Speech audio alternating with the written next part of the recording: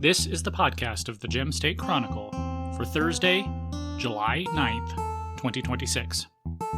Who is Todd Achilles, anyway? Democrats once boasted that they were the party of the American working man. The union employees who built America's cars, the salt-of-the-earth farmer, and the tradesman were once the backbone of the Democratic Party. Yet over the past few decades, the party has all but abandoned the working man in favor of a coalition of ethnic and sexual minorities, first-generation immigrants, Muslims, and anyone else who seeks to remake the United States of America in their own image.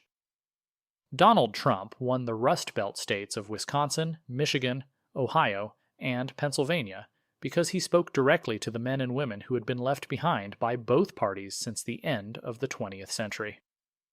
Over the past few election cycles, Democrats have tried to elevate candidates which they believe can serve as simulacra of the working-class men who once voted reliably Democratic. They tried Governor Tim Walz of Minnesota, but he turned out to be a total dweeb. Graham Plattner in Maine was supposed to be a man's-man progressive Democrat, but he just withdrew from his Senate race following numerous accusations of sexual assault. They're promoting James Tallarico in Texas in the same manner, but he just comes across as effete and milquetoast. In the Mountain West, home to archetypes including Paul Bunyan, Kit Carson, and Jim Bridger, that conundrum is amplified by the toxicity of the Democratic label. In the eyes of working families in Idaho, Montana, and Wyoming, Democrats are weirdo liberals from California and Colorado. Some progressives seem to have decided that defeating Republicans requires running a regular white guy on an independent ticket. Just this week, the Montana Free Press reported that progressive PACs are pulling out of the U.S. Senate race, even as Democratic power brokers throw their support behind independent candidate Seth Bodnar. The Montana Republican Party characterized the situation this way, quote, Democrats' solution? Run Seth Bodnar as a phony independent and hope that voters won't discover his personal ties to the Obamas and Clintons, or that he was groomed to run by John Tester and Chuck Schumer, or that Bodnar's campaign is being run by Tester's former staffers. Clearly, rather than returning to sanity, the Democrats have instead opted to repackage and resell their failed policies and candidates as fake independents, all the while hoping voters won't connect the dots. End quote. A similar strategy is at play in Idaho. To his credit, Todd Achilles doesn't come across as a dweeb like Tim Walz, as effete as James Tallarico, and he doesn't appear to have the sordid past of Graham Plattner. He's a U.S. Army veteran, a technology professional, a policy wonk, and a husband and father. Yet there is one problem for his independent campaign for the U.S. Senate, and that is his voting record. You might have received a text message from the Achilles campaign attempting to imply that he is actually more conservative than Senator Jim Risch, the Republican incumbent. One citizen was even told that Achilles is conservative and a former Republican. This rhetoric doesn't match his record. Having served parts of 2 terms in the Idaho House of Representatives as a Democrat, Achilles can't hide his true positions.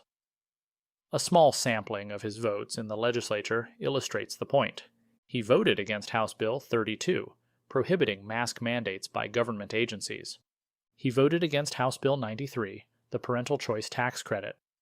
He voted against House Bill 98, which would prohibit taxpayer subsidies for teachers' unions. This policy was eventually enacted in 2026 as House Bill 516. He voted against House Bill 135, which would bar illegal aliens from taxpayer-funded welfare programs. He voted against House Bill 668, which would prevent taxpayer dollars from supporting transgender surgeries. He voted against House Bill 710, requiring public and school libraries to stop allowing children access to obscene materials. He voted against House Bill 753, which would have set the most basic level of enforcement against illegal aliens. He voted against similar legislation, House Bill 83, in 2025. He voted against Senate Bill 1198, prohibiting state colleges and universities from requiring DEI programs for students or staff. He voted against Senate Bill 1210, the Medical Freedom Act. In short, despite Todd Achilles attempting to portray himself as an independent alternative to the two-party system, he is very much a creature of Democratic ideology. His donations over the past 2 years have gone almost exclusively to Democrats at the state level, though he did donate to liberal Republicans Sean Coletti and Lori McCann, along with a few others. His national donations have gone almost exclusively to Democrats as well. Finally, as chairman of Veterans for Idaho Voters, Achilles was one of the prime movers behind the ranked choice voting initiative, which Idahoans defeated in 2024 by a 70-30 margin. You might have seen billboards throughout Idaho contrasting the 58-year-old Achilles with the 83-year-old Jim Risch. This narrative is a centerpiece of Achilles' campaign, that, at 83, Risch is too old to properly represent the people of Idaho. However, in a glowing profile by the Post-Register earlier this year, Achilles expressed his hope that he could work with other supposedly independent senators like Angus King of Maine and Bernie Sanders of Vermont to broker legislation. However, like Achilles, King and Sanders are essentially Democrats in all but name, and, like Risch, both men are in their 80s. King is currently 82, while Sanders is 84.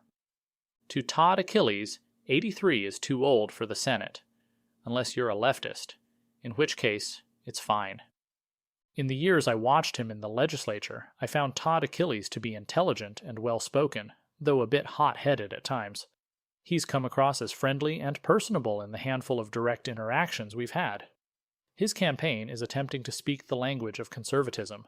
His most recent Substack post calls out corporate socialism, yet his record is what it is. It's that record, not any slick campaign branding, that offers the clearest indication of how he would serve in the U.S. Senate.